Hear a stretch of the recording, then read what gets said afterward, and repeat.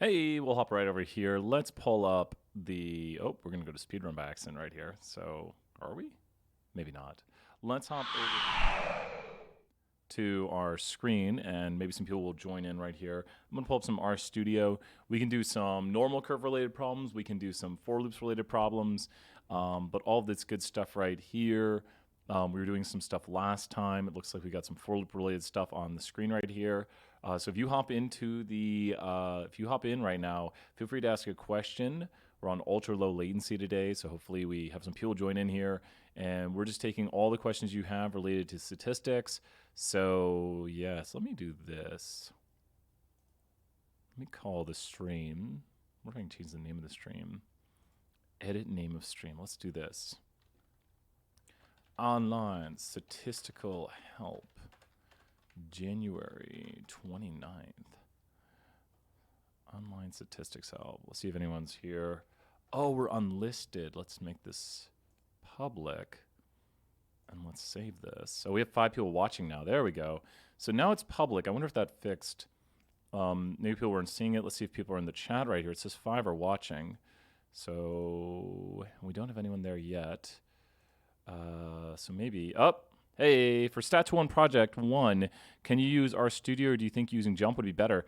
I think using RStudio would be better, but if anyone's hearing that right now and freaking out, definitely, if you don't want to code, don't code. Don't code, don't code, don't code, don't code. But because you're not meant to learn how to code in Stat 201, but it's a good skill to have. So learning how to code is excellent. So you can do some really cool stuff. And so, Catherine, you bring up some really great ideas right here. I think I have some data on here. Let me open up Jump right here, and I'm going to show you kind of maybe what you might do for the project. What we're going to do right here is we're going to take this data, and we're going to bring it over to RStudio. So I'm going to go File, Save As, and I'm going to save this as a comma-separated file. I have to look down there on the screen. So I'm going to save this as a comma-separated file. I'm going to just call it S19. So we're going to talk a little bit about maybe Project 1 right here, and we're going to do it a little in RStudio. So maybe if a 474 person comes in, but we're just kind of talking about, like, if you want. This is not what you'll be doing for the project, and I won't have videos on how to do each of these, so you can refer back to this video if you want. Catherine, you're the first person here, so you get the questions of the day. So if you notice, I'm saving it to a non-Jump format. Jump tells me that. It's actually going to open up Excel here and show me this. But that's what you would need to do first if you want to do the project in R, which I only think maybe 1% at most of Stat 1 students will do that. But it is a good skill to have, knowing how to code. So we're going to go to a new R script right here. If you remember, I called it S19. So I'm going to do a function called read CSV, because it was a comma-separated value file. We're going to go quote S19. It might have been a capital letter. It might have been a lowercase letter. It looks like it is going to be lowercase. And it looks like I'm in the wrong directory. So I need to go here, and I might be in my Stat21 directory, it looks like. What I'm going to do is I'm going to go to Session, Set Working Directory, choose Directory, and I probably need to be in my Downloads. Yep, that's looked to be where it's saved right there. So we're going to go ahead and go to Downloads, and now when I run S19, it runs it. Because I wasn't in the right directory where I saved it, so you have to make sure files are in the right spot. I don't do a ton of R on this computer, I just do it when I'm teaching here. My home computer is set up a little more better organized on where I store files. So we have this right here. We're going to clear our global environment just to kind of get everything out of the way so we're not looking at anything. And we're going to go right here and write S capital 19, or capital S19, and we're going to save into this. And if you notice, I now get S19 over here, which is the data that I want to work with. So this is just a whole bunch of data on students. It's kind of weird how it's written. We could fix this with the string package, but for now we're just going to call this Q1 ... gender. If we really wanted, we could fix it up, but we won't do that right now. Let's go ahead and maybe do a R session. Yeah, we're doing some R right now, Julio. And if you have questions on any of the chapters inside of like chapter 5, 10, 12, any chapter, be like, hey, Brian, I'm stuck on this problem. We'll pull up the problem and we'll do it. We're talking about how people can do the project inside of R, because watch this. If you want to make a table of people's genders, you just go here and you write the following, and there is a table of people's genders. And if you want to make a bar plot of it, you just take your bar plot, and you take your table and you put it inside of a bar plot. So there is a really horrible bar plot. What is that? Let me make this bigger right here and see if it looks nicer. Oh, there we go. Wow, that looked so bad. I think it's because I have the screen so stretched. So there's a bar plot right there. We can add some color to it. Yeah, ask any questions you have. We'll go with red right here. We'll go red. There we go. You can choose any color you want. You could go purple. I think you can even type light purple. Nope, it didn't like light purple. So you can put your color right here that you want. There's purple, and you can do these different graphics. There's many ways to do graphics with like ggplot, but if you notice, we can get the bar plot, we can get the table. You can also run a summary of this variable right here to get kind of what's going on with it. It's inside the S19 data frame. So that's why I'm typing S19 $ and gender, and you get the same thing. We could do it with other variables here. You know what's really cool is you can just write summary and get a summary of the full data frame. Now, if your boss didn't want to see everything, you wouldn't do everything, but this gives you a summary of everything, like the amount of games people think UT will win, the percent people who lied on the survey, or the amount of people who lied on the survey, which you might be able to turn this into percents really easily by going number of n row S19. But if anyone has any questions, so it doesn't like that on all of those. Let's take the last question, lie on survey, and now we get the percentages right there. So if you see, I'm just dividing by the number of rows because originally the summary will give me the amount of counts for each of the groups because this is a categorical variable, and then I'm dividing by the number of rows. And just practicing this, some people have some R knowledge, so if you're in here right now and you know how to use R, probably some of this is making sense, but for some people, if this is brand new, you're like, what are you doing? It's just a learning curve, and I'm just here to help out today. If anyone has any questions with chapter 5, chapter whatever, doing for loops, if you have questions, I've got answers. Catherine, Julio, what are you thinking? What questions do you have related to any of the work we are doing right now? Anything. Or Catherine, if you want to see more of what you might be doing on the project, the first project will be a lot of, I know Julio's interested in this too, it'll be a lot of like visualization, like you might have to make a histogram of something. So inside of R, to make a histogram, or a box plot. Let's do that right inside of R right here. Where's my mouse? There's my mouse. So if we want to make a histogram inside of R, we just go here and we write hist, and we do S19, $ to go inside of it, and we could do a histogram of age. If there's the histogram of age right there. I think jump makes them green, so why don't we make them green? So we go col equals green, and now we got green histograms right there. We could go right here and just copy our code and change this to box plot. If you notice right here, I don't know how to spell box plot. With box plot, we get a box plot right there. It's a really not so cool box plot. It's very, very skewed with outliers. There you go, a little bit nicer looking right. Oh, you can't see it because it's by my head. So here's the box plot right here. We'll make it huge. But wow, we got people in Stat 201 who are like 60. I have a few quizzes, but I'm at target, so I'm really sure. Yeah. Do you want me to start talking about one of those like quiz chapter 12 or anything like that? If you want, I'll put it in the video. If you're like, hey Brian, if you can look over chapter 12 and maybe talk about such and such problem. So if you just like car problem chapter 12 or such and such, if you just tell me a chapter, I'll start doing some of the work on that and talking about how to solve certain problems. And especially Catherine, if you have any questions or if anyone else is here right now, you can jump in and be like, hey Brian, how about explaining this problem right here? And I think we just had another person join. So if you have a question, Brian, Kojak has, yes, please stay. Please stay. And yeah, definitely, please stay and we'll make sure. So thank you very much right there. And just remove that out of it. Since this is a public video, go ahead and remove that comment right there, Connor. Like you can click it and remove the comment. That'd be awesome. So go ahead and delete the comment if you can. If you right click it, I might have to demodulate. Yeah, you're awesome. Thank you. Yeah, do that for me. And I should give you guys my number. No worries. I mean, that's probably the easiest way to get a hold of me right now. I'm right here online, no worries. So yeah, keep there, and I'll be in communication. I know this is our first full week at Stat Lab, so we're trying to figure everything out. Could we over Q4B for 474? Yes. So people are wanting 3A and 4B. So let's hop into doing some of those right here. Good to see you, Mary and David right here. We're going to make you guys mods in the chat. So we're going to make you a mod right here. Thank you very much. And yeah, no, and thanks for informing me of that. Let's go right here. Let's hop over to homework 2. I think you're welcome, Catherine. And we're just always here to answer questions. I like this because it really gives everyone a chance to see what we're doing, and then they can come back and watch the video if they want to see like everything being done. The first question asked was Q4B. Q4B, and the quickest way to get to Q4B is to scroll down and go to Q4B. Okay, so the first part of this problem right here wants us to make a data frame, And the data frame problem, remember, we do these problems a little longer. We could solve this in 2-3 minutes, but we want to talk about how everything is done in it. We should be. I think we should be. I'll double check. Keep your eyes for that. And great job working so hard on all of these assignments right here. So I'll be checking in on that, and we should have that released pretty soon because you guys and gals are doing amazing. I know this assignment right now is not due till tomorrow night. Let's take a look at this data frame. Funny enough, I always remember data frame because it's one of the first things I asked Dr. Petrie about. I was like, how do you make a data frame?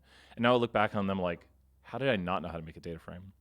A data frame, really, there's a bunch of arguments it takes, but the big argument that we're going to put inside of it is all the vectors. You can kind of see the formatting right there, but all the ... are all the vectors that go inside of here. So I'm going to make a vector in this data frame of 1 to 10, and the second vector I want is going to be 11 through 20. So if you look at my data frame now, I just made a data frame. I could give it names. I could go right here and call this variable 1 is equal to this. This is why we use equal right here, because I don't know if we can use left arrow on these. People always ask, like why do you use equals instead of left arrows? And I'm going to do the following. I'll need to remember to change this. I'm going to stop the chunk there for the moment. Just when I run the code now and evaluate it, be careful doing this because you can cause problems in your document. It just won't drop the screen down further. So when I finish my coding, I'm going to remove those so my chunk actually evaluates like a normal chunk. So I'm just putting that in. That was backtick, backtick, backtick. So my chunk just evaluates where I want the screen not to drop down. So if you look at now when I evaluate my code, I have variable 1, variable 2. Let's see what happens if we do a left arrow right here. Does it like it? It does like it. Oh, that's interesting. Oh, did it change it? Oh, look at that. It doesn't work. As we say, that's where we have it. Box plots again. Yes, we'll do some box plots again right after this. We got 2 questions right here, Oliver. So, Oliver, you are third in line. Could you go over box plots again after this? You bet. And so if people are wondering, once again, a lot of people ask, why don't we use left arrows? In this function right here, you have to use equals. You have to. So in a function, you often use equals to assign an argument equal to something in a function. So we really reserve, at least in our class, the equal sign for a function, as you see right here. But then we use left arrow for like the global save option. Now what it wants us to do is create something called absum. And this stands for like the sum of the values in the absum data frame. So we're summing volumes in the ex3 abalone data frame. So it's abalone. So we have right here.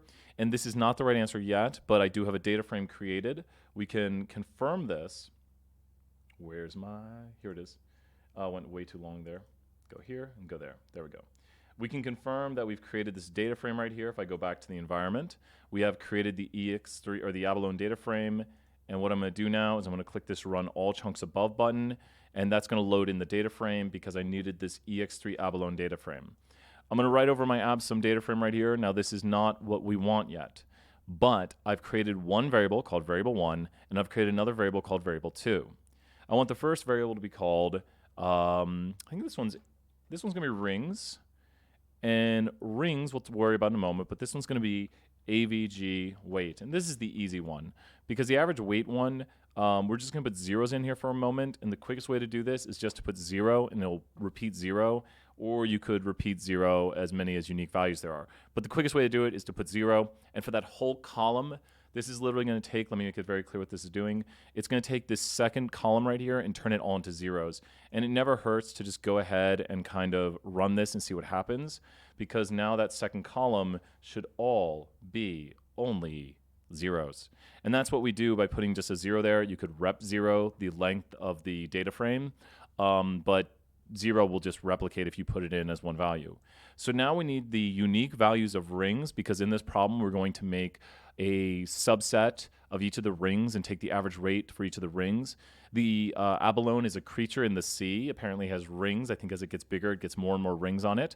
So if it gets bigger, it should have more meat on it. This is, some sort of red lobster delicatessen. So let's take a look right here. And we're going to go to the unique, and we're going to go to the ex3 abalone data frame. We're going to go to rings. And if you notice here, I'm going to let the autocomplete, if I make an error, I let the autocomplete correct me. It'll do all the capitalization, and all the good stuff. Now, this is not done yet. There's going to be a weird thing right here, because when I run this, I'm going to take a look at what I get. I don't like the way this looks. 15, 7, 10, 9, 11. That's not logical. So what does this code do? People are asking this in the office. Highlight this code and look at what you get. You get all the values of the rings. When you highlight unique, You get only the unique values. And what does that mean? That means if I were to walk around a room and ask people their age, at the end I could put only the unique ages. Imagine this is some sort of like elementary school through college students. And we go around and we ask people their ages. These are the unique ages. There's no repeating in here. These are just the unique values of rings. Like if you were to only take the ones that occur and then you don't put the multiples. Like you've noticed there's 999, especially at the bottom right here. You'll see 99999, but we only put it one time down here because we only get the unique values. I can fix the way this is ordered by wrapping this right here. Highlight your code, open up a parentheses to wrap it, and then we're going to go right here and we're going to go to sort. Now, once again, every time we run something, we run it and we take a look at what we get, and we got what we want. So if you look at this right here, we have rings and then we have average weight 0. It's not average weight 0. We're just going to store into that. Technically, and I'm wondering, I would put the 0. Simon says put the 0. I wonder if this will work. I put NA and yeah. Probably, I would probably put missingness in there, like, but the assignment says to put 0, so put 0. But logically, it almost seems like I would put NA in there, because imagine if you were doing this work and you left it, someone might somehow think that the value was 0. So if you haven't put anything in there yet, it makes more logical sense to put in NA in there. But since the assignment says put in 0, we'll put in 0. Okay, so we're going to go ahead and remove this right here and delete up our spaces. If you notice right here, it says this is what the first 3 should look like and the last 3. So let's take a look at our data frame. Well, we have all the blank spaces, and that's what we need to start with. So when you think about this, you have to first, to make your for loop, not write your for loop. So remember, the goal of a for loop is to not write a for loop, get it to work on one thing, and then make it loop around and do it for multiples. So let's do that. The first thing I want to do is make a subset of things based on rings. And how are we doing? I think we got a few people in the chat right now. If we have some 474ers here, what do we want to take a subset of? What do we want to take a subset of? Does anyone have any ideas of what we want to take a subset of? Oh no, do we still have, I think we have, David was asking the question, Mary was asking the question, what do we want to take a subset of? Oh, it's silence.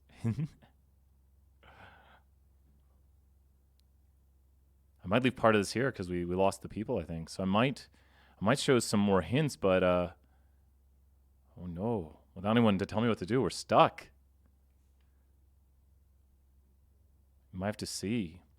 So here's the big hints for this one. We'll drop some hints now. So definitely we've got our blank average weight. Julio, 10,000 points.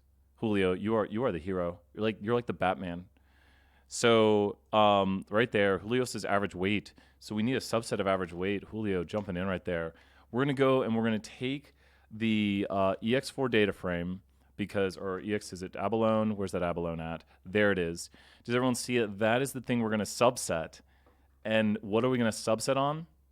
We're going to subset rings, and rings has a capital R. I have to make sure to be right there, and I'm going to do rings equal to 3. If you notice right here, we should have only rings equal to 3, and I might have failed at this. Or maybe that's the subset. Oh, I forgot equals equals. That's logical equals. And there we go. If you look at this data frame right now, it only has rings equal to 3. And then if you look at the next thing, if we go right here and do rings equal to 4, now we get rings equal to 4. We go right here, we go rings equal to 5. And you see I can just make a subset on this right here to only take certain things that I want. I can say subset only the values that have rings equal to 3, 4, 5, all these things right here.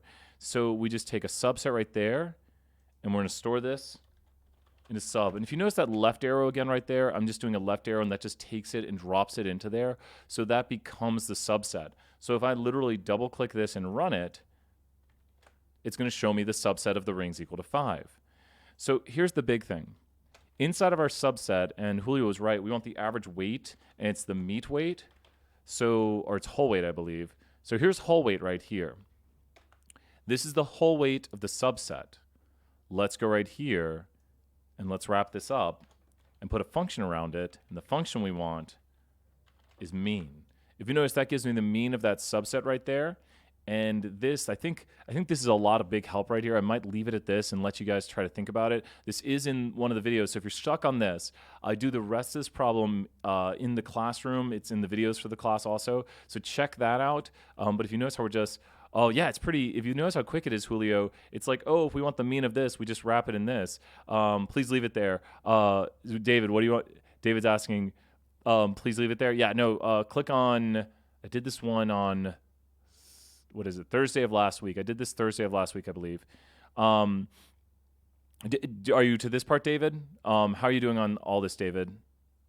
Like, if you have a question right now, ask away. I will answer anything.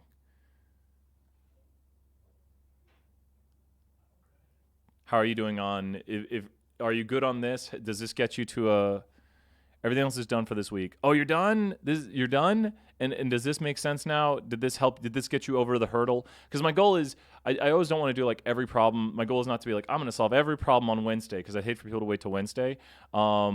A link to this video. Yeah. This video should be public. I hopefully made it public. I accidentally didn't make it public to start, but this video should be public, and you should be able to see this video anytime after. And this is just the online office hours, so I want to do I want to kind of get people the ball rolling on these problems. And I'd hate for people to be like, I'm waiting till Wednesday till when Brian drops a lot of answers. I want you guys to be like working hard, which you have been, David, and congrats. Is there anything else I can do for you, David? Because you've been working really hard. I want to help you out if you're still stuck on this.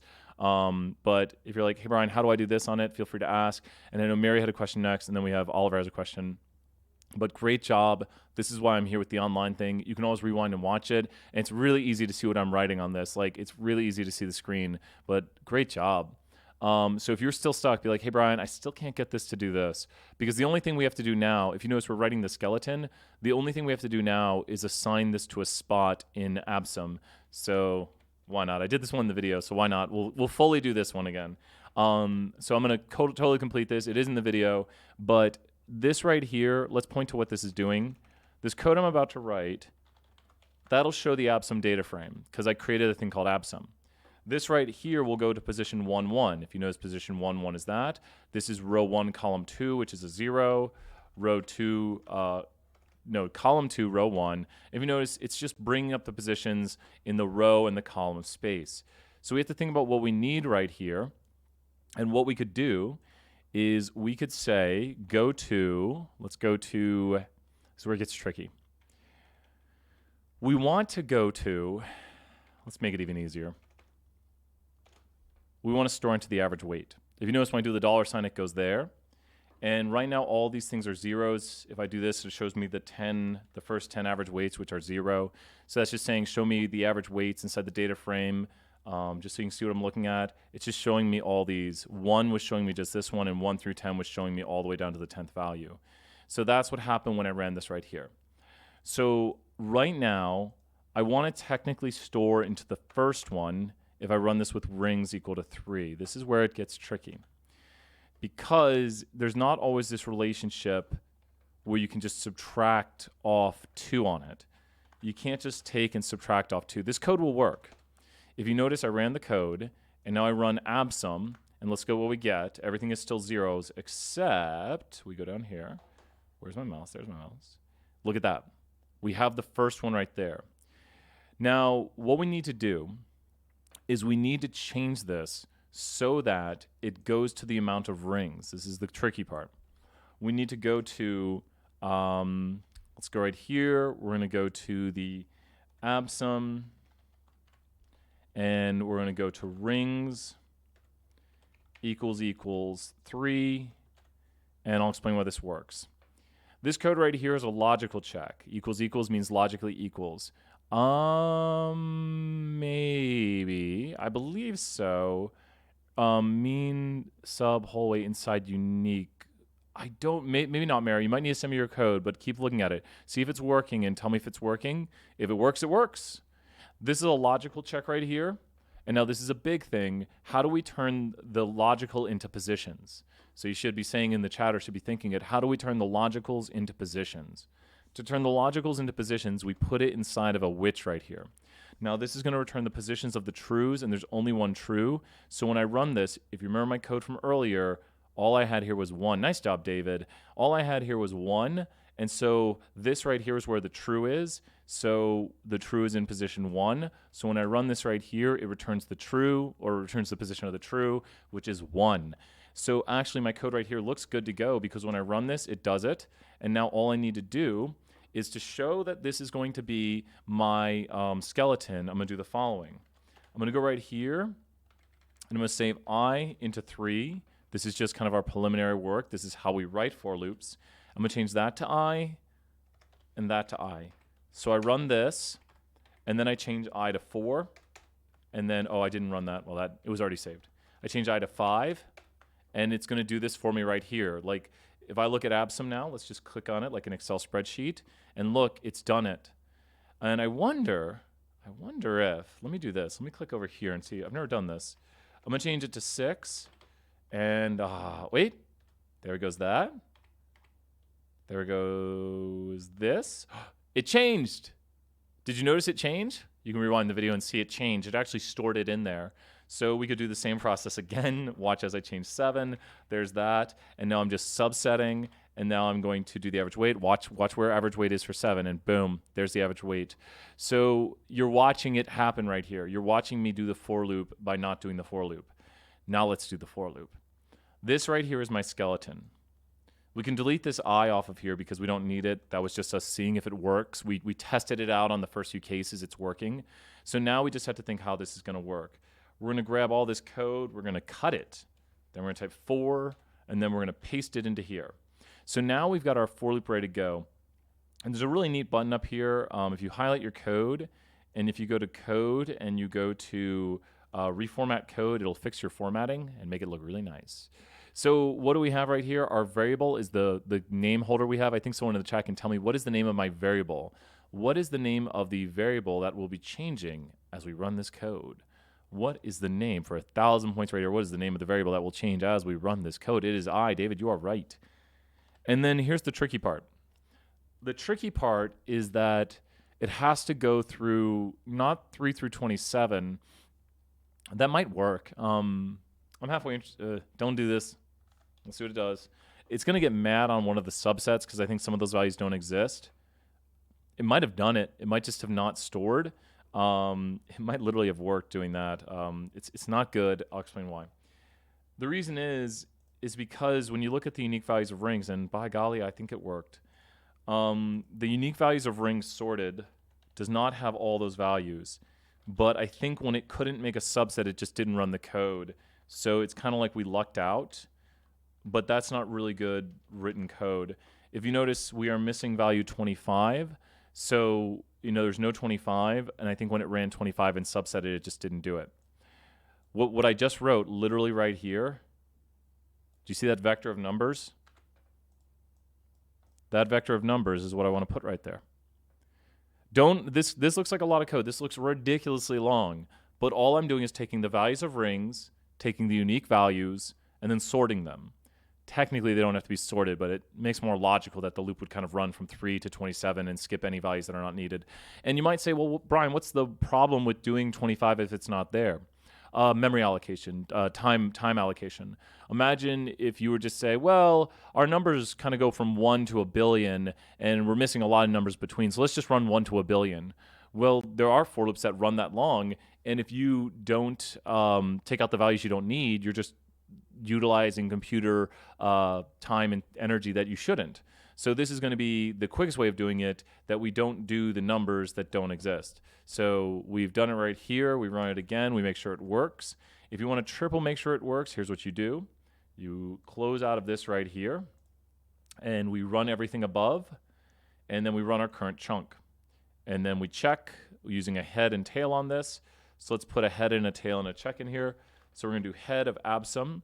Head just shows you the start of it. Think of the head of like a creature. And then tail shows you the end of it. So there's the head of it. It's the first. We want only the first 3. So we're going to put another argument for 3. That looks correct. And we can double click the head right here and change this to tail. Now make sure if the question asks you for additional things like report this or that to do it. But that's the coding part of it right here. And it's all in a video for you to see how to do it. So great job. Hopefully everyone gets this one done because it's pretty much out there now. And we walked through it. And I like showing it. So I think there was an additional question about 3A, and then we're going to do some box plot stuff. Question 3A. Okay, 3A time series stuff. Let's see. Is this the time series? Cool. And this one, I really like this one because this one's a lot like one of the ones we did on the activity. If you remember on the activity, there's a time series one that says like 50% of this, 40% of this, 30% of this, and we need to do some plotting of this. But here is the equation for it. And guess what? We got our skeleton. We're good to go. And I hate that equal sign. That equal sign needs to go. Not everyone codes the same way as me. It's a pity. So this right here actually will work. If we start by running it on the fifth element, we're just going to go here and do t. Why t? Because that's what the placeholder variable has been named. You might say, well, couldn't it be called I? Yes, it could be called I. It doesn't matter if it's called t. It doesn't matter if it's called I. You just need consistency. You could call it I, and that would be just the same, and it would run all the same. You got to replace that I. It will run just the same. So to be clear, this will do the same thing as all of this right here. It's just a placeholder name. It's just like X or Y or Z, whatever you want to call it. Just be consistent, and you'll be replacing that. So when I run this right here and run it, I have confirmed that it's my skeleton. What do I mean by skeleton? You might be wondering. The skeleton is the inner part of the for loop that never changes, and then we have the control panel on the outside that changes the inside of the for loop. So when you think about your skeleton, you have to write a code that works, and then you can change what t is, and then it works again. And then you can change what t is, and it works again. Now, if we go to the series, we should have more numbers in it, because if we look at what this code does, which is going to be very important, we've been adding more elements to the series of t. So the first time the code runs, it stores into, let's put it back to that first time. It's going to start with 5 here. It's going to put into element 5, that's what's going to say here. Put into element 5, let's make it super clear. Put into element 5 minus 1, which is going to be 4. So it's going to multiply what was in position 4 in the series, which is this right here. It's going to multiply this by 1.5. Then it's going to take position 3, because this is going to be 5 minus 2, which is going to be 3. And it's going to multiply what was in position 3, which is 8.8. And it's going to subtract that off the previous number. Then it's going to go to position 2, because this becomes 5, and that becomes 5 minus 3 is 2. And it's going to multiply position 2 in the series, which is this right here, by 0.1. And then it's going to add 6.2 to the numbers. So when you think about this, what you have going on right here, let's go back in time right here, and we are back in time. So what you have right here is we are doing math on these 3 numbers to get this number right here in position 5. This is position 2, 3, 4, and we're going to get position 5. The next time the loop runs, it solves position 6, doing a mathematical equation on these numbers. The next time the loop runs, which was the last time I ran it, I did math on these numbers right here to get position 7. So if you see, I was storing into position 7, so 23.291295 is the mathematics that we would get by doing 1.5 times position 6 minus 0.8 times position 5, is that correct? And 0.1 minus 0.1 times position 4 plus 6.2. So this is what we have going on right here. It's just a mathematical equation, and we have our skeleton. So just like before, we're going to remove this. We're so close, because all we need to do now is write our 4, put it in here, and we are almost good to go. Let's go ahead and choose the variable name. The variable name this time is t. This is what will change every time the for loop runs. Next, we have to choose the vector it's going to go through. Well, it's going to start with 5. That's what we did before. And it's going to go through 200. So every time this runs, it's going to store into those positions. And we want to make a vector of length 200. And we've done it. Let's check the head of it and see if we got it. We're good to go. That has it. That completes the for loop part of that one. A little bit of a kind of nicer one, because it gives you this skeleton right there to start. So as long as you know how to manipulate it and find the right vector to go through and make sure that you're putting things in the right places, you're good to go. But I really like that one, because it's how you can just make a time series problem and create an equation that kind of makes predictions out to the future. Amazing job. I think there were some box plot questions earlier. Let's talk about those box plots again. I'm going to go over here to jump real quick. We got jump right here.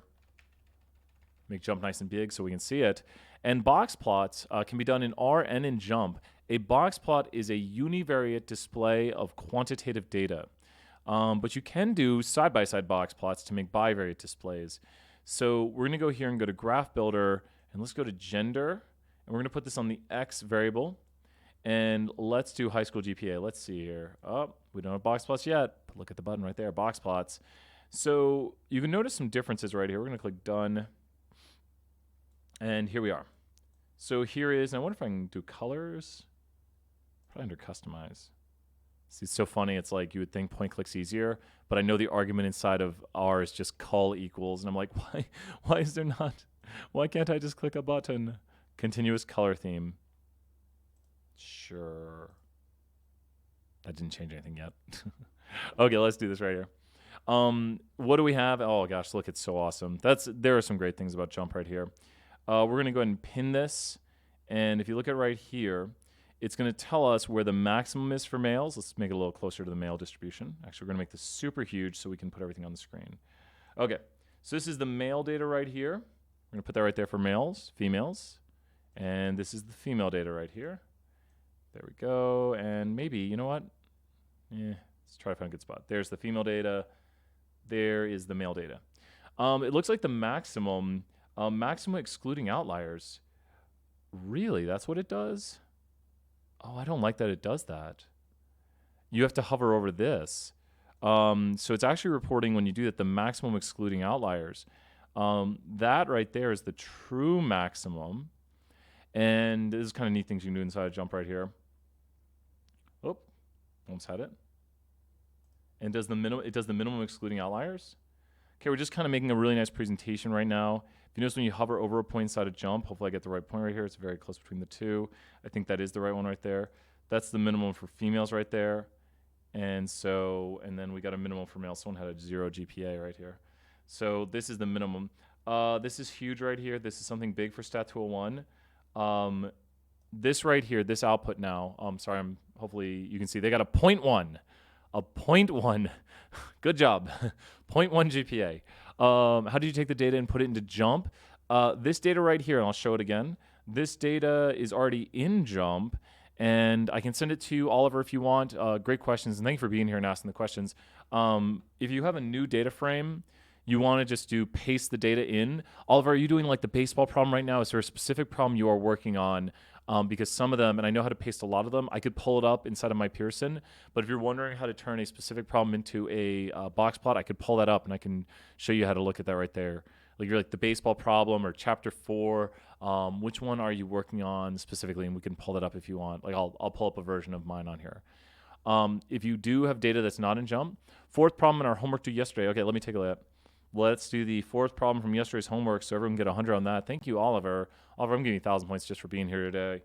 And of course, I think my students know, and maybe other students know, you can always turn in the homeworks late up into the test. But don't wait. Don't be like, it's the night of the test, I'm going to do all the homework. That's a bad idea. Definitely turn in the homeworks as time is going on. Maybe during the test, try to do some improvements on them. But you have until the night of the test that the material covers to do the homework. So try to get as best of grades you can while you have it. So we're going to homework 4, and we're going to question 4. Homework 4, question 4. Okay, here we go. Here's homework 4. Here's question 4. Yeah, I think this is baseball one. Let's do it. This one right here, and this is why I wanted to mention this. This one's tricky, because it's not as forthcoming on how to do it as you would think. We're going to go here and we're going to copy the data. And I might try some new ways. I might try to figure out some things myself that I've never done. Let me do it the way that I always do it, and then I'm going to try a different way. So I'm going to copy the data here, and we're going to hit done. And then we're going to go over here to jump. We're going to open a new spreadsheet. So let me do it from scratch.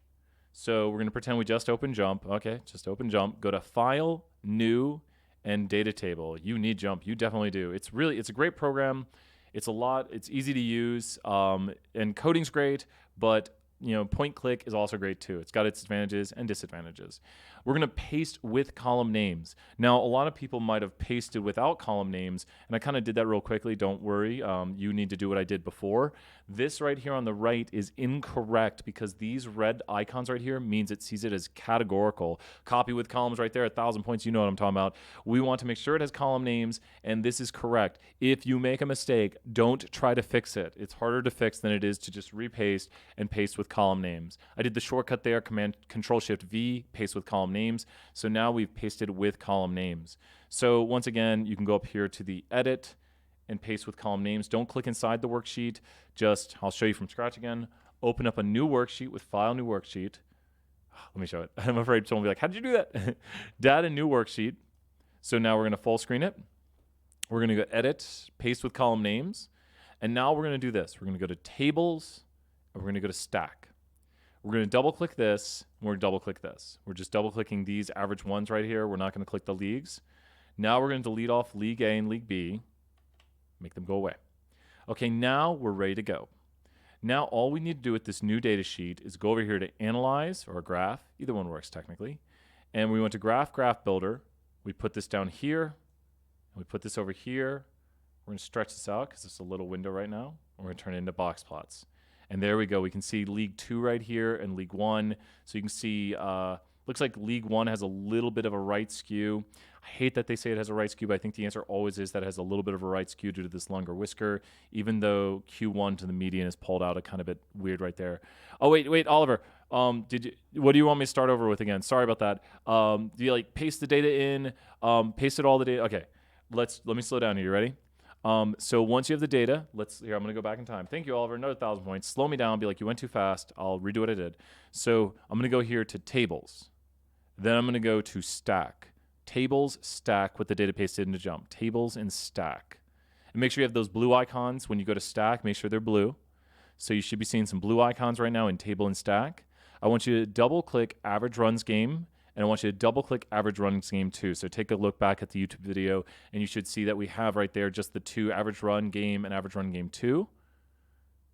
So let's go right here and click OK. Now we're going to, this is just a nicety thing. We're just going to clean it up. We're going to click these two columns right here that we don't need. They're kind of superfluous. And we're just going to delete them. If you don't do that, that's all right. It's just me kind of removing things I don't need. So you should have this point right here where we have a categorical variable and you have a quantitative variable. So we have a categorical and we have a quantitative variable. And now we are going to go to graph. And let's make sure you're working in this window right here, just so you know. This is where you have your categorical and your quantitative. And we're going to go to graph builder. And we're going to put the label on the x-axis. We're going to make this bigger right here so we can see what we're doing. And then we're going to put the data on the y-axis. Then we're going to click the box plot button right here. Then we've got it. That has given us side-by-side box plots right there. We've got the side-by-side box plots. We can see that the first league has a little bit of right skew due to this whisker being a little long right here. This whisker is longer than this whisker. And this one is really, really symmetric. People might argue, I'll do something right here that's going to really make me unhappy. I'm going to do the histograms right here. You can do histograms by Analyzed Distribution, and I want to see if that League 1 actually has a right skew. A lot of people have been emailing me saying, does it really have a... it does. Look, the mean is higher than the median, so it looks like it does. Oh, wait, no. It's flipped. I need to talk to my Pearson about this. We're going to go here. We're going to go to Customize Summary Statistics, and then we're going to go to Skewness. And let's go here. Oh, that's too funny. That's too funny. This is, don't worry, we're going a little in depth right here. But if you remember, it says, when you look at average runs game 2, this one does look kind of symmetric right here. This is the one that has the symmetric shape. Let's put uniform axis on them. So we're going to go to uniform scaling, which we should always do when we stack histograms. Let's make them a lot bigger right here by doing this. And you can see the box plots over there. So here's the box plot. You can see it's lower, and it's kind of, it's lower than this one. And this one almost looks like it would have a left skew because the mean is lower than the median. That's the mean right there at 4.3 and the median at 4.47. 4.47 if you trace down and 4.3 on the mean if you trace down. But the interesting thing is skewness is a numeric measure which won't be on the test. And the skewness for League 1 is very close to 0, indicating that it's nearly symmetric. And the skewness for League 2 is positive, indicating a positive skew, even though, and this is the crazy things about statistics, the median is 4.02 and the mean is 4.02, but there's a little bit, you can kind of tell, it's a weird distribution. It's not the easiest. It's a small sample size. So for those statisticians out there watching, it's like, yeah, it's 15 observations. Do we really have a good measure of its skewness? And we probably don't.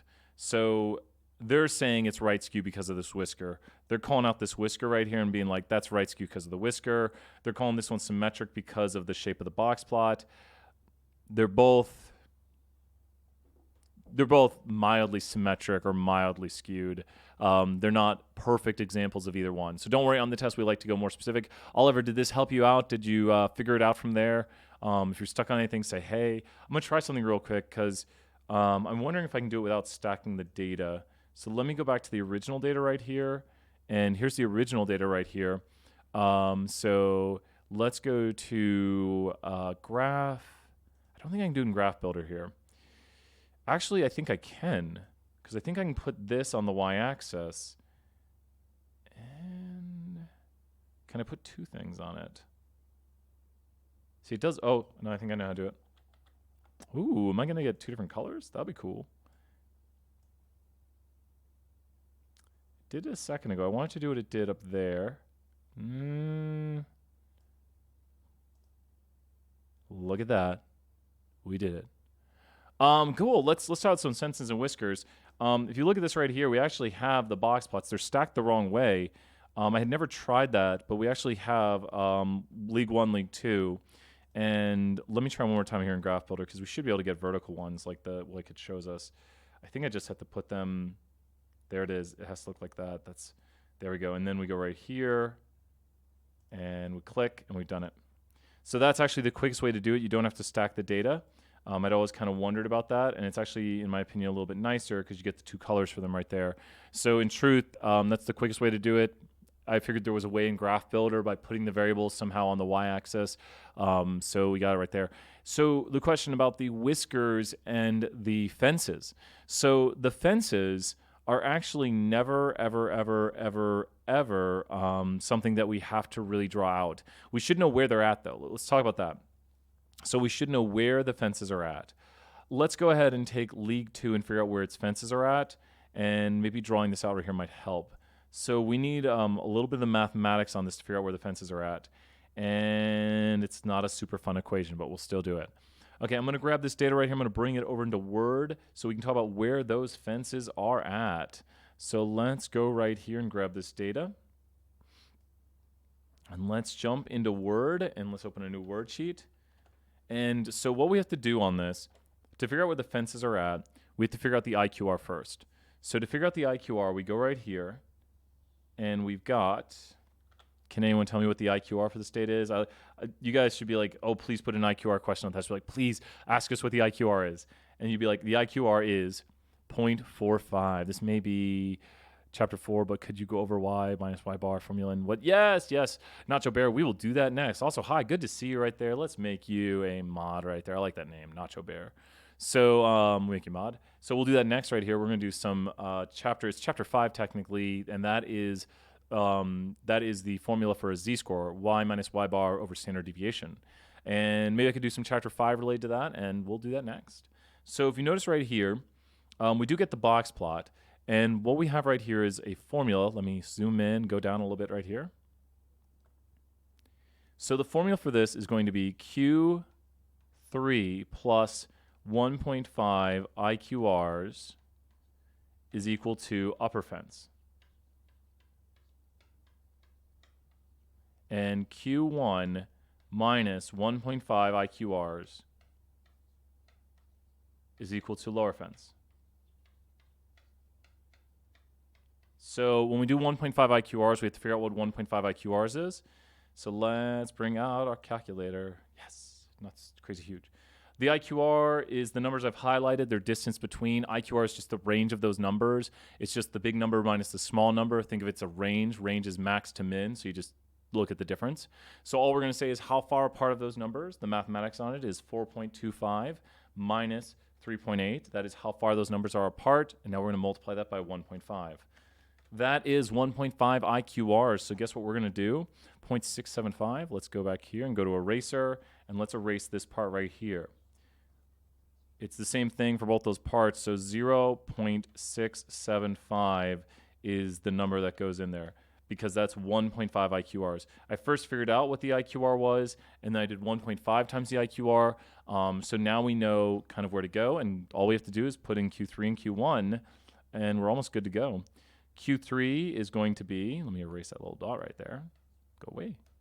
Q3 is going to be 4.25.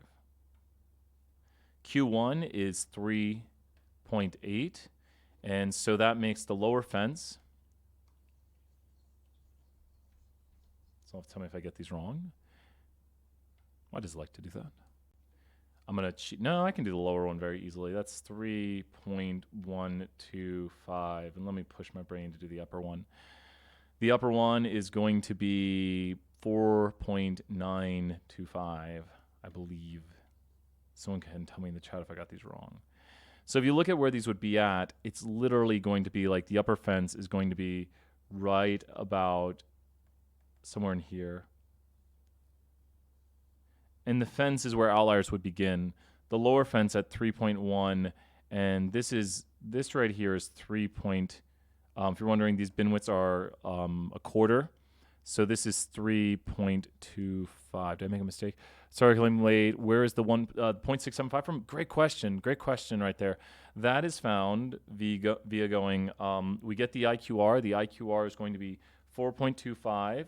And I subtract 3.8 because this is Q3 minus Q1, and then I multiply that by 1.5. So that was 1.5 IQRs. Does that make sense right there? That is 1.5 IQRs. So just to make it clear again, that this right here was 1.5 times the IQR. And in both of these, so that was 1.5 times the IQR. You're welcome. Thank you for asking. If you're in my class, 1,000 points right there. I always want you to be like, how'd you get this? Wait a minute. You're always free to ask. That's one of the things I love about doing these videos online is it's very easy to ask a question. And these fences right here are just kind of a graphical technique. If you notice, the other fence is going to be about here-ish. And there are no points outside the fence. The minimum and the maximum are within the fences, so the whiskers go to the minimum and the maximum. Now remember to include, do not forget your min and your max when talking about the values, because if there was a point that was outside this fence, it would be an outlier. If there was a point down here, it would be an outlier, and that would change the value of the minimum and it would change the value of the maximum. So you have to include these right here. These values can be the min, they can be the max, and this value right here, I'm going to highlight it. These values right here at the whisker are the highest points that are not outliers, but they can be the highest points. In my data frame now, they're the highest points that are not outliers. Let me remove the outliers. When I remove the outliers, those points now are the highest. The things I've highlighted on the box plot, those are the highest values in the data frame. There are no values that go outside the whiskers, thus no outliers. The whiskers extend to the highest points that are either the maximum or not outliers. If there is a point, once again, the new maximum is this now. This would change, and it would be like, this would be like 5.1 or something. So the new maximum would be this, and then the highlighted point would be the highest point that is not an outlier. How do you know when something is an outlier when it is above? So remember, let me highlight what the maximum is right now. This point is the maximum now. I changed the data so that 5.1 is the maximum. So the maximum now is 5.1, and an outlier is something that is more than 1.5 IQRs above Q3. So this point right now, that point I've highlighted, is more than 1.5 IQRs above Q3, and there could be a minimum, like imagine there was a super small min, like imagine 2 was on here. 2 is now the minimum in the data frame, so data set. So 2 right there is the minimum, and the points that are highlighted, make it clear, the highlighting does not, there we go, I'm going to bring it back. The points that are highlighted right here, those are no longer the maximums. Those are the highest points that are those are the highest points that are not outliers. So does that make sense right there, Oliver? I know it's a little tricky, but outliers begin 1.5 IQRs above Q3 and 1.5 IQRs below Q3, and that's why we do this formula down here to figure out where outliers begin, and these numbers right here are where the outliers begin. So that's where an outlier would begin, and the whiskers go up to the data that are not outliers. So the whiskers extend up to the data that's not outliers. This data set does not have any outliers, and the whiskers don't stay. So we get this right here, and we don't actually see anything on there because we only get up to where the outliers would be. What are you doing? We are doing some statistics. If you have questions with stats, ask questions. We're talking about box plots now. And we're about to do some chapter 5 right here with the normal curve. We're here to help with all your stats questions. So anything above or below the fences are outliers. That is true. So anything outside of which is about here, remember, 4.925 is about there, and 3.125 is there. And the reason there's no outliers is because there is no data that exceeds that. So you are correct. There are not points that go outside of this 4.925 or below this 3.125.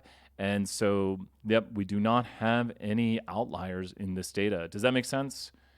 So you won't see the fences whenever you draw box plots. They won't put them in there for you. It's just we just don't draw them. But if we did have a data point, and watch this, let's go back here. And did I make this from? Here's the data. It's League 2. Okay, cool. So I'm going to go to League 2, and I'm going to change this to. We said our fence was where? Where was our fence at? Our fence is at 4.925. We can test this. We can test this out by going right here and going to Analyze Distribution of League 2. And watch this. We can test to make sure we're doing this. Because if I go here to Auto Complete, we're going to go to Auto Recalc. And now I change the data. Let's change our data over here. We're going to get it all nice and big on the screen here. Bring this down here a little bit. Oops, that's way too far down. Oh, it went to my top screen. There we go. So let's put this here in the corner. Let's extend this. And then let's bring this here and put this right here. Cool. Okay, let's see what happens when I change the data points now to 4.9. I think it was 25 was there. If you notice that is an outlier now, so you see right here, let's bring it back off the screen a little bit. If you see that is an outlier, and now we want to see, make it nice and perfect right here. What happens if I make this 4.925, which is where we calculated the fence to be? Do you see how that's not an outlier? That is not an outlier. Number 3, part 2 on chapter 4 homework is really stumping me right now. Is that the one we're doing? Number 3. Let's do number 3. Then we're going to do some chapter 5 right here. So thank you for coming by, William. We're still in chapter 4, so let's do a little more chapter 4 right now. And this is on the homework. Excellent. So we're going to pull up the other homework question. But does that make sense right here, Oliver, that if this is at the edge of the fence, it's not an outlier. So I could even bring it in and watch as the whisker will decrease. If I make this 4.4, watch as the whisker goes back in. Did you see how the whisker shrunk down when I did that? Are the fences the min and max values, or is that the fences are Q3 plus 1.5 IQR and Q1 minus 1.5 IQR. And so the fences are invisible things that we don't see. You don't actually see the fences on here. They're just where outliers begin or end. And the fence on here, due to the mathematics, goes up to 4.925. If you notice, because this is where the fence is, that's not an outlier. But what happens when I bring this point right beyond the fence, like the tiniest bit beyond the fence? What happens? It's an outlier. And if you notice, the whisker now doesn't go up further because the whisker only goes to the data where there's no data between 4.39 and 4.9251. Does everyone see that? Right here is this point, and then there is this point here, and there's no data between these. Luckily, these are sorted. There's no data between there, and that's why we see this gap. But if we remove this one right here, it's actually at the edge of the fence, and then it connects the whisker through. Does that help make a little more sense on it? Number 3, looks like number 3 is a good one for us to do. Let's do some number 3 on chapter 4. Okay, here we are. Number 3 on chapter 4. Oh, we got some side-by-side stem and leaf plots. Now, I think this one, there's a tricky one on this one, but let's take a look at this. We've got the population for 2 regions. So these are different percent change in population for 2 regions. Chapter 5. Was someone wondering number 3 on chapter? Okay, we'll do this one. Then we'll do some chapter 5. You bet. So chapter 5 coming up next. So with this right here, this 6 represents 60%. Oh, the 0 rather. I should say the 0. This means there's no data up here. This data has a center in the high like 6, 7, 8, 9s. There's no 7s, but it's in the high like single digits.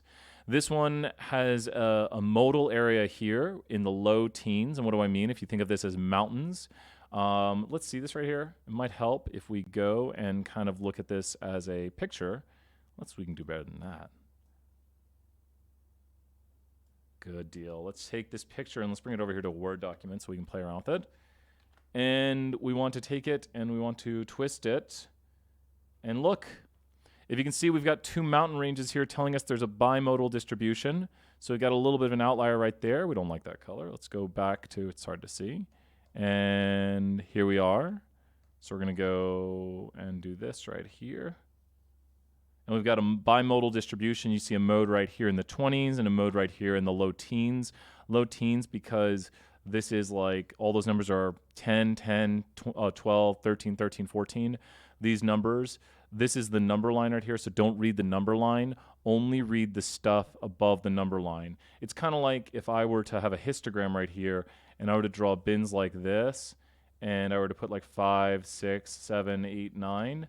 These are not actual like numbers. They just represent the data up here at the top. So everything up here is the data. So literally when you look at this, realize that these two pictures are basically the same thing because that number line down here that I'm going to circle again is the same as this number line down here. These are not, what I've circled there are not data points.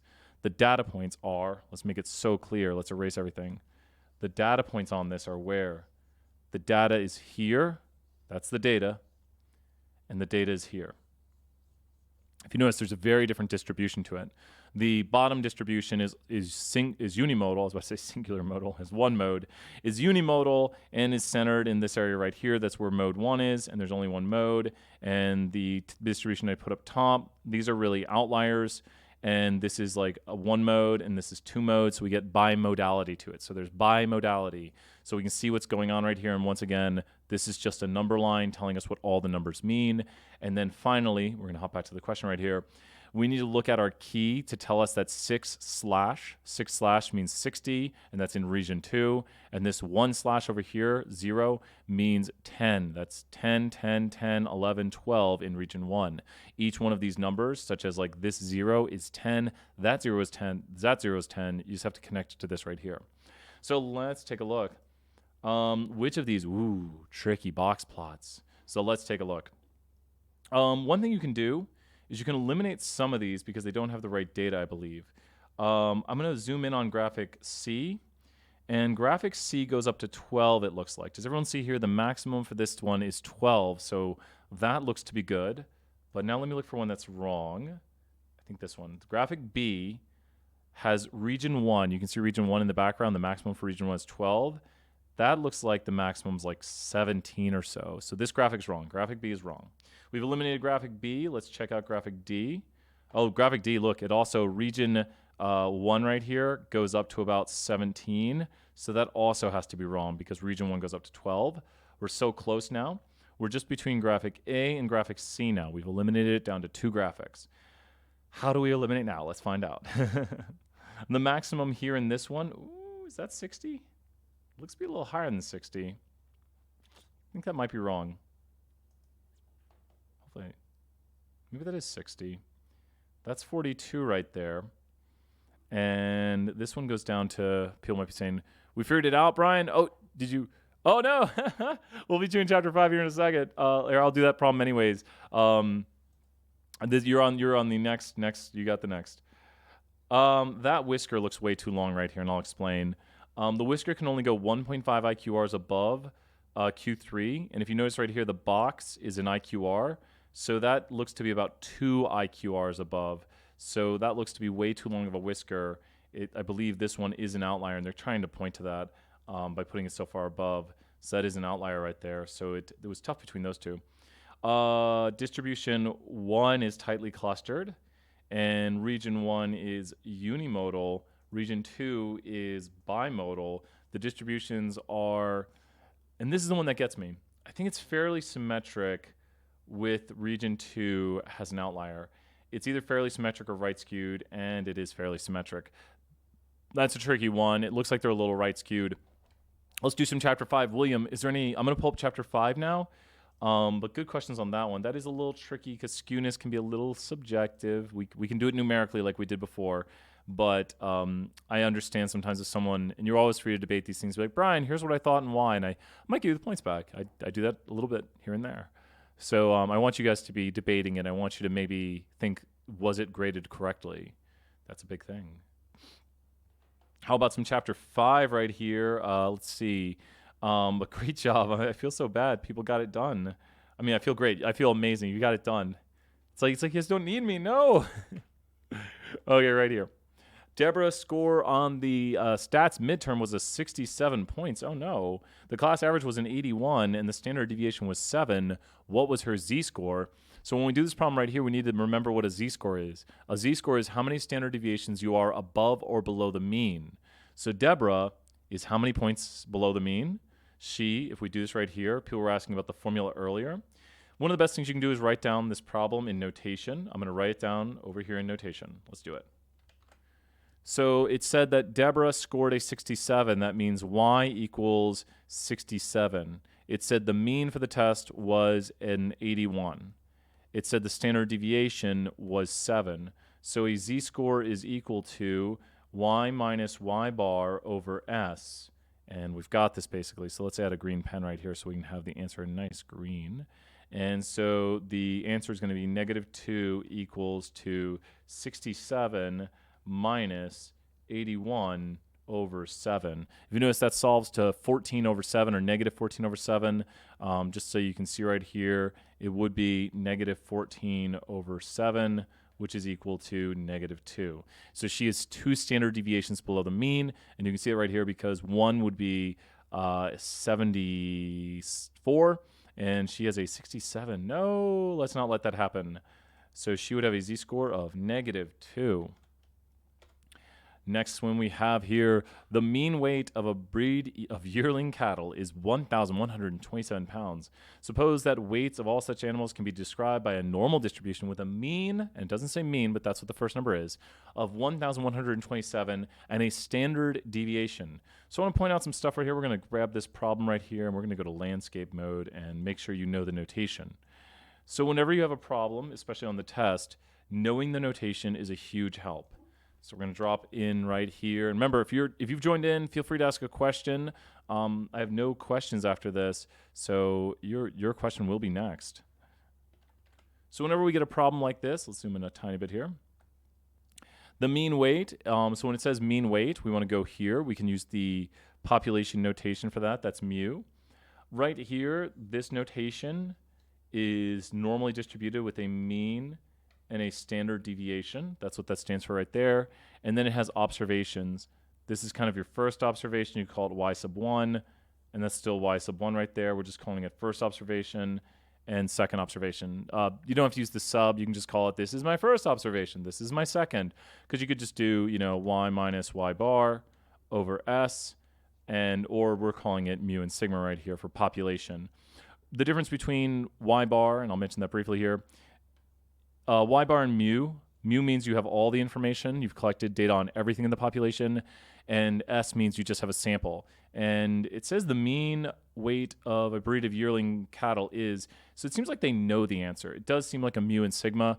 And oftentimes we use this notation right here with mu and sigma. So I'm going to assume for this problem they're saying they know everything. And if you can't see what I wrote behind my head right there, sorry about that.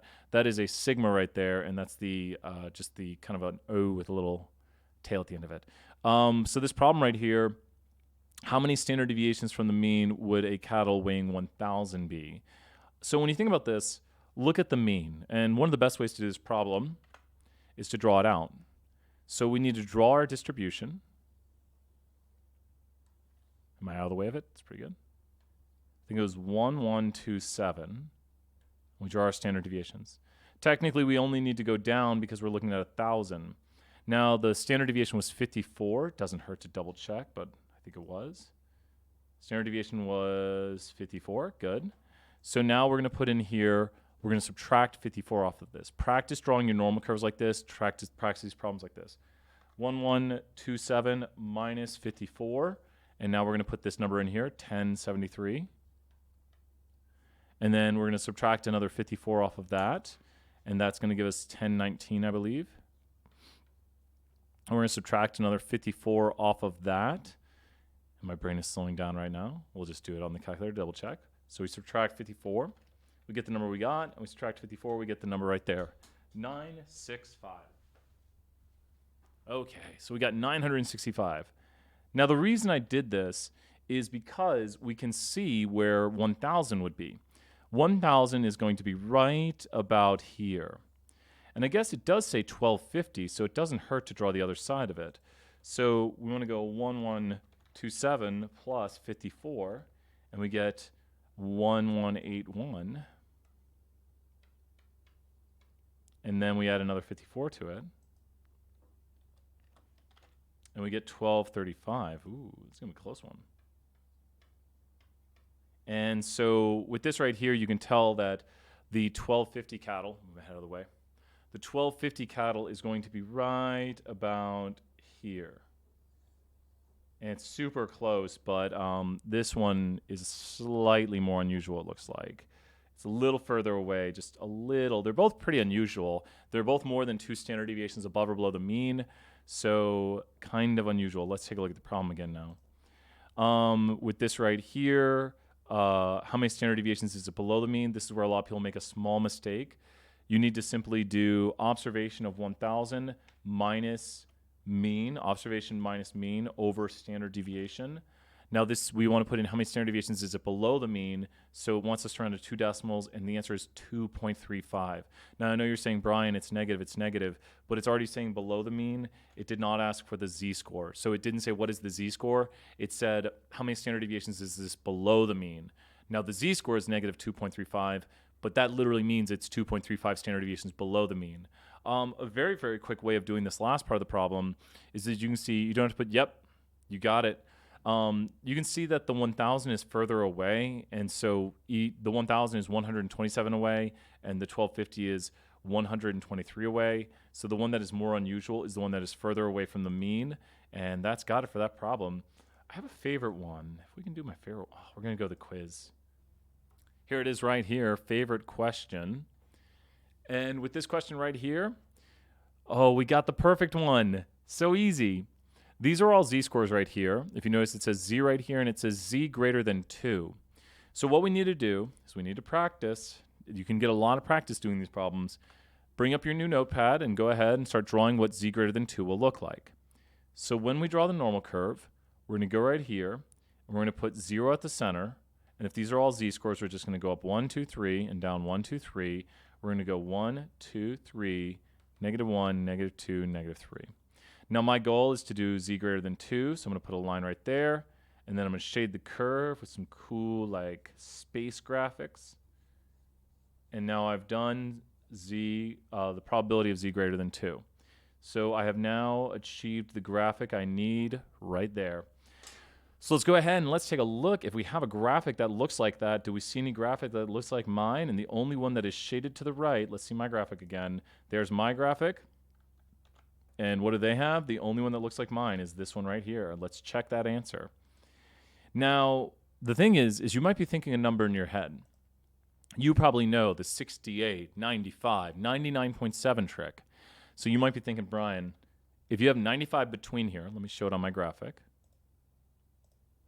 If you have 95 between here, which is the 95%, the empirical rule, and then that would leave on the total outside, think of if there's 95 inside, then there's 5% total outside, and that leaves 2.5. I've done it.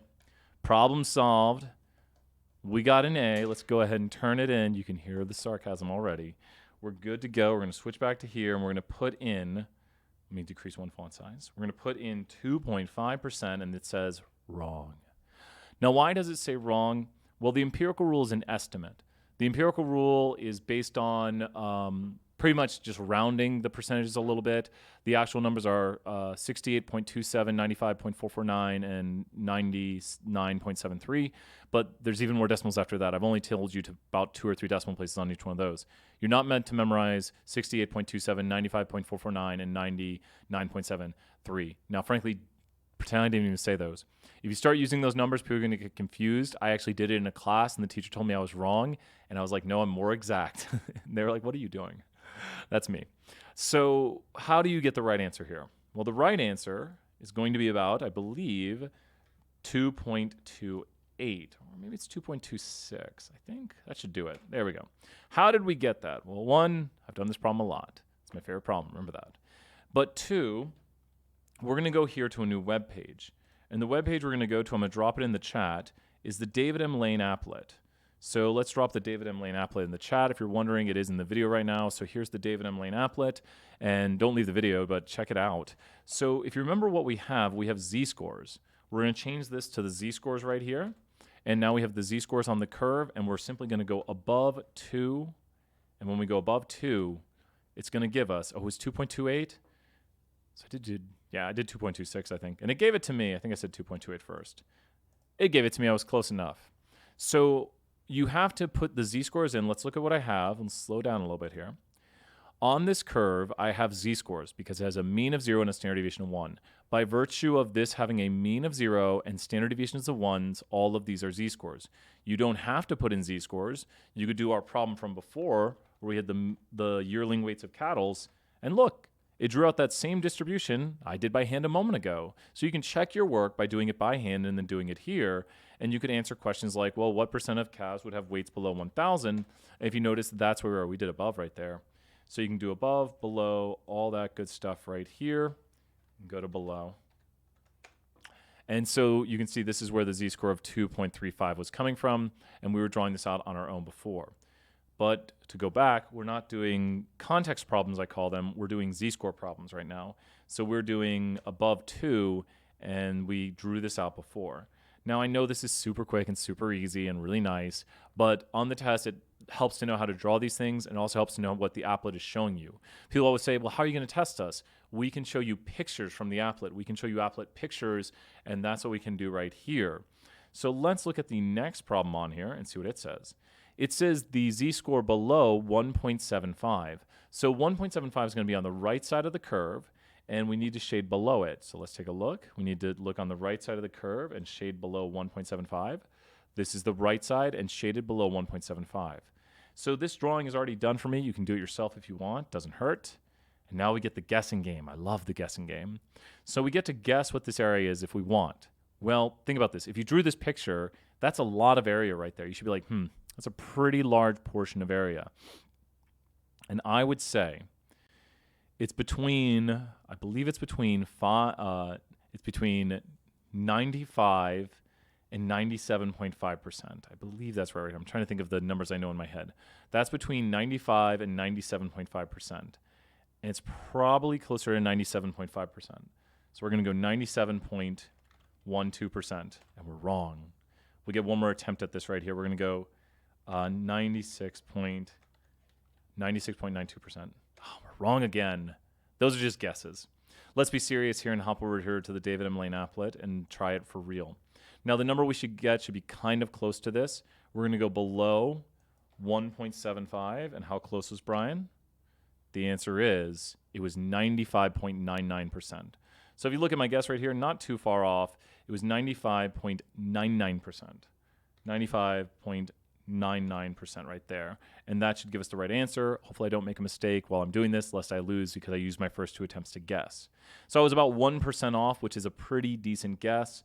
And we could, on the test, give you multiple choice on this. We could say, do you think that that's 80%, 90%? There's lots of ways to do it with the empirical rule, which I might cover more, especially we've done it in class. This one is the between one, and ooh, that's a hard problem to solve. It wants between negative 1.3, so that's negative 1.3, up to 1.85. So this is the graphic. Now, this is a super hard one to guess. Like, this is going to be one of the hardest ones. I might be off more than I usually am, but I'm thinking of the numbers in my head, and I'm thinking it's going to be a little less than 90. So I get 2 guesses. I get 88.21. Nope, I'm not going to get any of the harder ones right today. Such a bummer.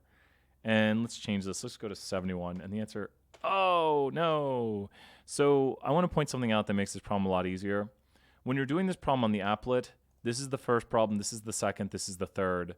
So you can actually go down first, second, third, fourth problem, and you can kind of put in the answers as you go. Know what you're doing. Don't just memorize how to do the problem. Understand what the problem is showing you. That's showing the area between these values. So it's negative 1.3 and 1.85. Let's hop back over here to the applet. And negative 1.3 and 1.85. I said a little less than 90. Oh, I should have went a little more less than 90. 87.1. Check your graphic to make sure it looks like the graphic you got. Do you see that graphic B right there? Make sure it looks like that, and it looks like you're doing it properly. So it was 87.1. Yep, good. I was like, is it? It is. And next, we have greater than the absolute value of 1.35. And I think I have a good guess at this. Now, when you say greater than the absolute value of a number, think about this. If you take x and it's like 2, would 2 be greater than, or z? Would z, if z is 2, be greater than the absolute value of 1.35? And the answer is yes, so we'd shade this side. How about negative 2? The absolute value of negative 2 is greater, so this is the outside one right here, and this is the right answer. Now, there's some tricks I'm doing to solve these answers. I'm using confidence intervals that we don't know yet. I'm using an 80% confidence interval for this one, which has a z-score of 1.2818. And I'll show that here for those watching the video. You're not meant to know this, but you're wondering, how am I making these guesses? It's because I know the answer, 1.2818. And if you look at this, this will say 1.282, and it'll say it right there. Oh, we don't have the z-scores in here. Now we have the z-scores, and it says 1.282. So if there's 20% outside of this, then think of this, 80% inside. So that means there's 20% outside. So as everyone see right here, these are numbers you're not supposed to know, but I'm showing you kind of how I'm doing my tricks right here on the last one. But does everyone see how there's 20%?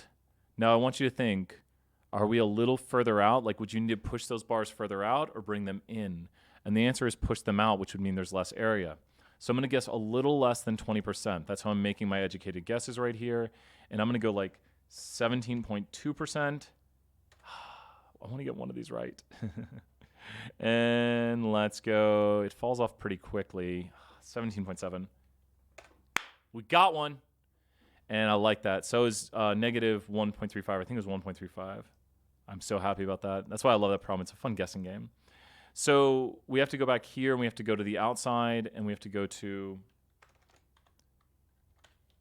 there we go. And the answer is exactly 17.7, which was that what I guessed? Did I guess exactly the answer on the dot? That's a mighty way to end it right there. Maybe we'll do this last problem right here. I guessed it on the dot, not one decimal different, down to the decimal right there. It's a fun guessing game. If you understand what's going on with the curve, you can understand it. We do have you kind of use logic to deduce sometimes the area. You should be able to draw these graphics. That's a very important thing you should be able to do. If you remember for the very first problem I did of these, I did draw the graphic. So without using the pictures myself, I gave an educated guess. So this would probably be a really good test problem right here, where we could give you, answers on the test that would basically be like 2.28, which was the answer, or 5%, or 1%. So if you had these answers right here, even if you draw your graphic and you're like, well, it's almost this number right here, we could say, the empirical rule can help you find out a good guess, and that would be the answer right there, because the empirical rule is kind of an estimate of what it is, and it's very, very close to it. Because remember, the first one was the area above 2. The empirical rule states it should be 2.5%, but the actual down to the decimal accurate number says 2.28. If you are wondering why this is, it's because this right here is actually 95.449. So let's do the actual mathematics with that, because if we have 95.449, that's down a little more decimal place accurate for those wondering. 95.449. Let's find the area outside of that. So we're going to do 100 minus 95.449, and then we divide that by 2. And that's where we get that right there. And you notice that rounds to 2.28. So this is the more exact number. And once again, the numbers, let me show this for everyone wondering. The numbers you must know. Do not memorize these other numbers after I say this. 68, 95, 99.7. These are the numbers you must memorize. You must memorize them, must know 68, 95, 99.7. The numbers that I do not recommend memorizing, do not do this, do not waste your time on this like Brian did. 68.27, 95.449, and 99.73. So this is actually what's happening. That's why you don't get perfect numbers with the applet when you use it, because the answers are actually more decimal place accurate than 68, 95, 99.7. It's just 95.449 rounds down. It's very close. And 99.73, you're not going to see much of a difference. And 68.27, you won't see much of a difference. You see it more at the very end, though, with the 95.449. It's probably that's the least accurate number in the empirical rule with decimal place accuracy. One last thing right here. This is for future usage, and since feel free to ask a question if you have it. I'm just tagging on some important stuff right here. I'm going to write some numbers here and then highlight the empirical rule numbers. The numbers we have right here are going to be 0.6. Whoa, that was cool. Let's do black anyways. 0.673. I'm even going to cheat and make sure I have the right number here because I don't want to put a wrong number in this video. I want to get the IQR, which should be the middle 50%, and I can check my answer. It's 4. There we go. That's why I check my answers. I did not have it to 3 decimal accurate today. So that is this. So that is the middle 50%. Let's do a little drawing over here to the side. What I'm explaining right now is if you do these z-scores right here, like plus or minus z-scores, this is the percent you would have shaded in the curve. So all of these right here are going to be z-scores. Let's make that even clearer by changing their colors. Let's put this like here as a z minus and z positive. So the plus or minus z-scores right here. So everything up here is a z-score, and this is like the percentage. So this is all the percentages right here. So with this right here, let's take a look. I think you should know the next one because the next one I'm simply going to write 1.0. And at 1.0, we have 68%. The next one you saw me use earlier is 1.2818. And that is an 80% confidence interval. That's where I knew that magic number from before. 1.645 is a very popular one in statistics. That is a 90%. This one is the most popular, 1.96. Someone might be watching this video and be like, yep. That is a 95% confidence interval. Then we have 2.3260. Why don't I put 2 on the screen? 2 is empirical rule number version of it. So let me zoom out a tiny bit here. I should put 2 on the screen. 1.96 is the exact. 2 is 95. And let me put empirical version. Emp version. It's actually 95.449, but it's basically a 95% confidence interval.